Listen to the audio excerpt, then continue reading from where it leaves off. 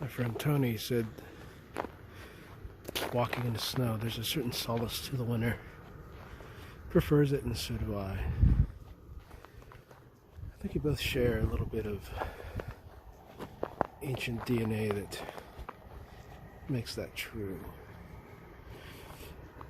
I remember when a story my father told me, I think he was up at the VA hospital, that there was a guy who had escaped, and my father followed the foot tracks in the snow.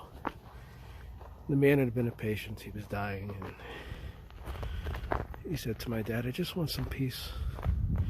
You see, you don't realize in the winter how important it is." My dad took out a pack of cigarettes and gave the man one and said, "Well, let's share it. Let's talk." He talked him back into going back inside. And the man later died, but he became actually, strangely, his son was a good friend of mine. When he told the story, my father recognized it.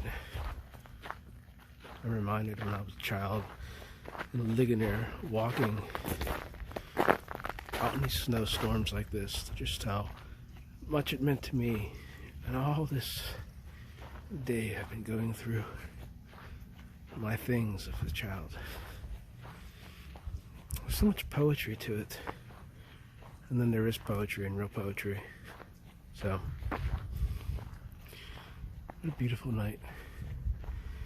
I'm reminded, thinking of things like this, just of how important it was to me to do these kinds of things. This whole year has been so rough on all of us. We need things to restore our soul and find the meaning and balance and everything. Do something every day that makes you feel alive.